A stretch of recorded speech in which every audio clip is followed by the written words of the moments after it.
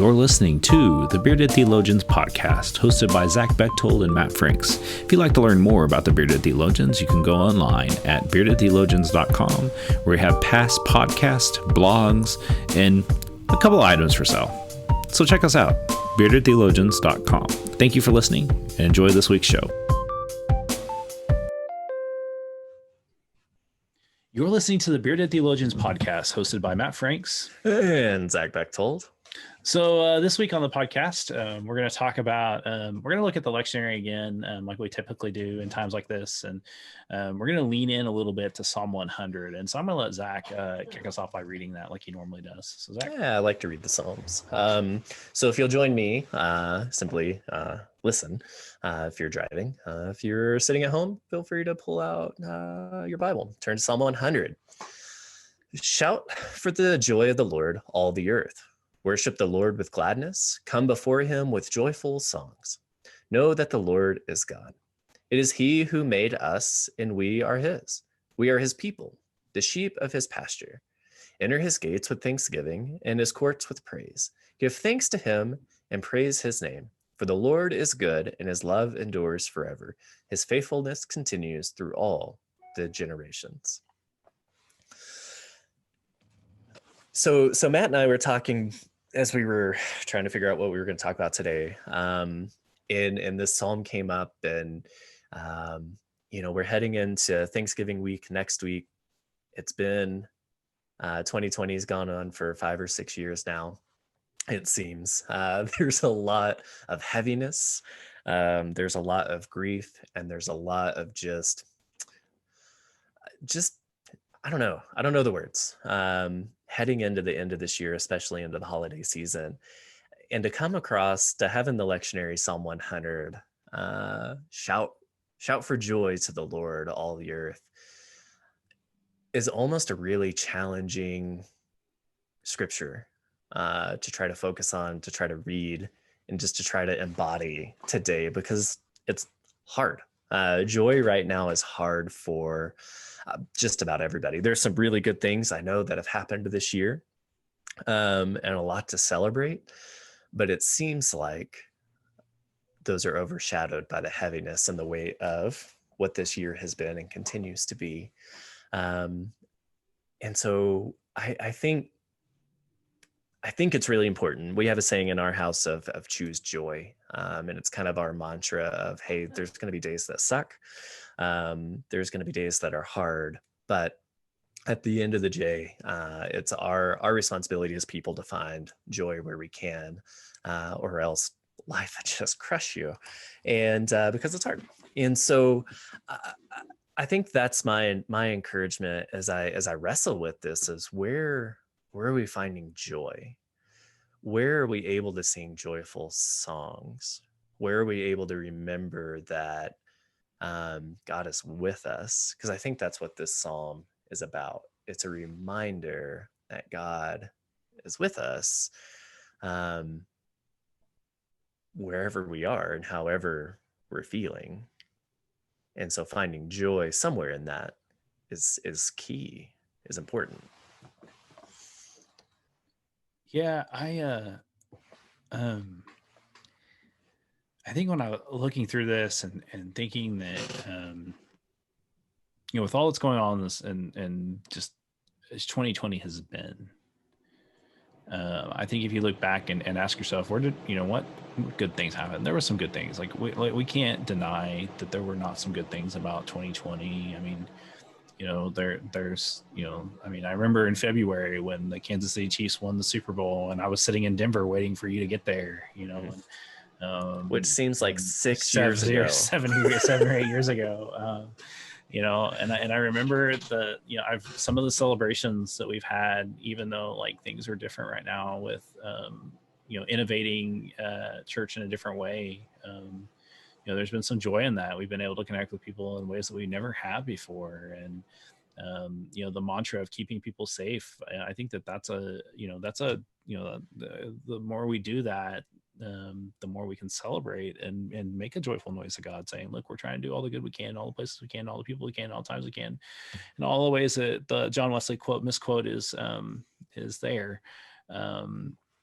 and so for me, like, I think as I lean into this and I think about this Psalm a little more, I look at 105 or verse 5. For the Lord is good, and his steadfast love endures forever, and his faithfulness to all the generations. Um, there might be someone listening today that needs to hear these words. You'll make it through. It's going to be okay. You'll be okay. I'll be okay. We will be okay. And that one of those we needed to hear. Somebody needed to hear. And I want to encourage you that if you don't, like, if you don't feel joy and you're feeling down in the dumps, like, man, please, seek friends, and if that doesn't do it for you, man, then seek professional help. Because we're entering that time in that space, in season, in a normal year, which is rough, in a COVID year when people are making hard decisions and making the right decisions by not gathering for Thanksgiving and Christmas. That's going to be tough on some people. And so, like, find ways there to connect into joy. I mean, I think we have to connect into it. I don't think we just can say, be joyful. That doesn't work. That's like telling someone to calm down. It doesn't work. Right. So, and it doesn't. And I'm like you, I'm a big proponent of being present in your grief, in that heaviness. Because I think it allows us, one, to process that, and just to feel, be all the things that make us human, which is good and healthy.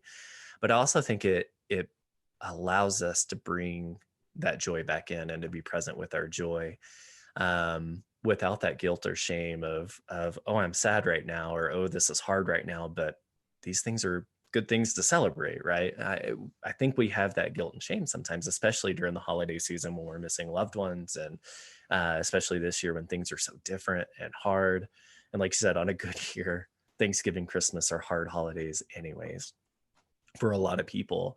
But to be present in that heaviness, to be present in our grief, I think gives us opportunity to be present in our joy as well, and not just to code it, or to ignore our grief and be like, I'm going to be happy today. That's not joy. Joy is finding the things that make you smile, that make your heart warm, even if it's just for a moment. And then the reality and the realness of the world settle back in. That's okay. It's those little moments, right? It's like you said, it's that reminder that God's love endures forever. That's a moment that we can read that we can say that out loud and smile and find joy and peace in that, and continue to sit in the reality of what's going on around us. And that's okay. That false sense of joy, that false sense of happiness, of just put a smile on, right? Pretend it's all good. I don't think that's the joy. That's definitely not the joy we're talking about here, because that's not joy.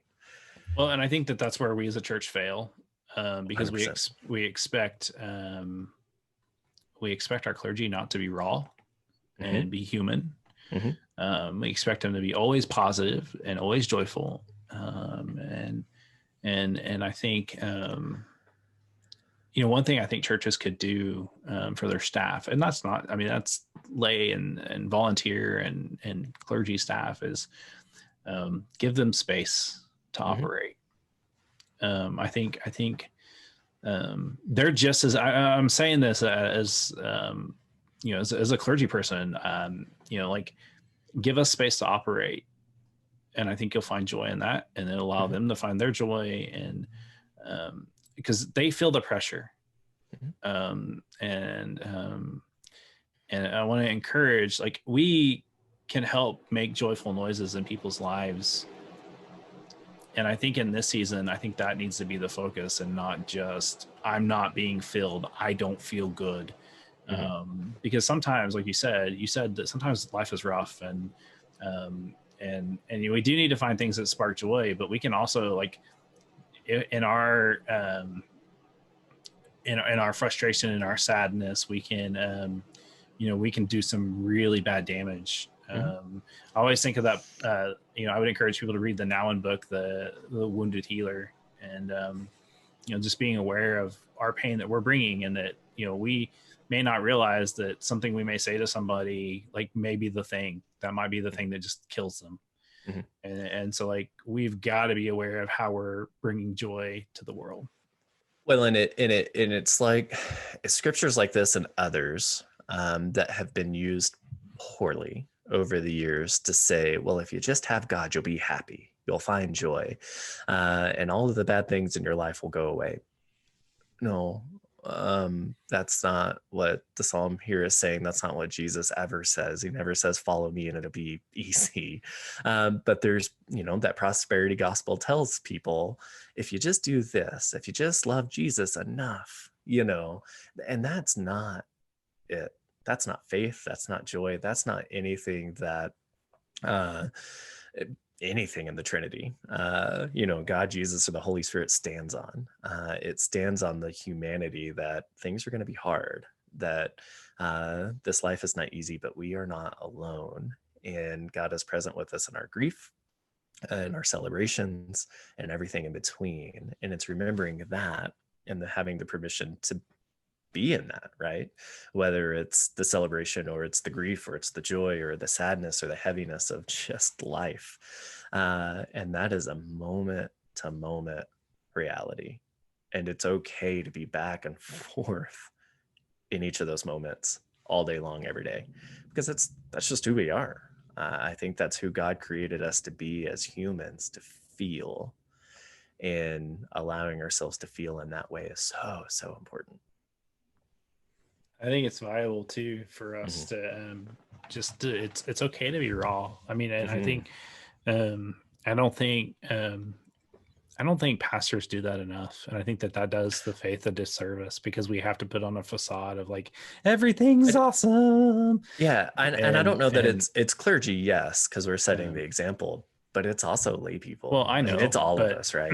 but we're held to a higher standard, and like I think, like, and I say that, and that, like, yeah, I understand, like, you don't want your clergy person up there just sobbing every week, like, and there's places and spaces like sermons should not be therapy sessions. Like, I'm Right. totally like that's fine, but like I'm okay with pastors actually just being themselves, and like and that's how they find joy. I mean, I think of the many times, like, I mean, it's fun when people see that I like to do, there are things that I like to do that you wouldn't have ever expected of me, because you only, most people only see one side of me for an hour every week. And so, I think that's we have to have that balance of letting people in, but we also have to, like, like, we have to seek things that bring us joy too, and that may mean something that may not be something we do as our job, and that's okay too. Like, we need to make space for that. Right. And that sets the example for our people, right? Right. Whether And it's so our church members it or our spirals families. down. Yeah. Yeah. Where I was going with that train of thought. God's love endures forever. It does. Well, and you're right. And setting the example in that, in being raw and being honest and being who we are is huge.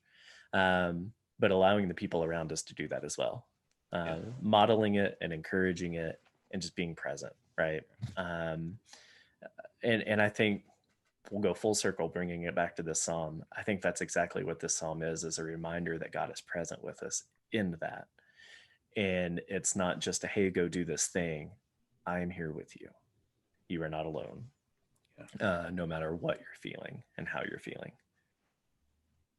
So I think it's a good place to land for today. What I encourage you to, and I encourage this as something, this is, I feel like this is in the season, especially like in the thick of this pandemic that we're in, and the thick of this, Thanksgiving, Christmas time that we're in, which is always hard anyway for some people. I want to encourage you that if you're feeling down enough, man, get some help. And I think, I just feel like I have to share that right now with all that's going on in our world. I also want to encourage you, please wear a mask, wash your hands, and practice safe distancing. The spread is so bad that there's not really anywhere in our country that's not red. That is not a good thing. And our healthcare workers and medical professionals are exhausted, and we need to do all that we can to take care of them, because they take care of us. And so I have to say that right now. Like, I'm saying that every chance I get in my church. And so, like, I think it's something we need to be said here. You can check out all of our really great content at beardedtheologians.com. I would encourage you to go back and listen to that Matthew Paul Taylor interview last week. It was really fun and exciting. I thought we had a really good time with him, and we've got a lot of great episodes. Even in season 1, there's really great episodes. So I encourage you to go back. Maybe not season 1, but maybe there's some definitely good ones there. And don't forget to pick up some, what a great way to spread some Christmas joy than buying a Bearded Theologians t-shirt or mask, and you can wear or coffee mug. Those are great things to share with people. And so, just check it out at beardedtheologians.com. So for the Bearded Theologians, I'm Matt Franks. I'm Zach Bechtold. Thanks for checking us out. Okay. First, guys, I want you to subscribe and like this video and push that thumbs up. Thank you for listening to the Bearded Theologians podcast. Don't forget to like, subscribe, and share on all social media outlets. You can check out old episodes and more information at beardedtheologians.com. Thanks for checking us out.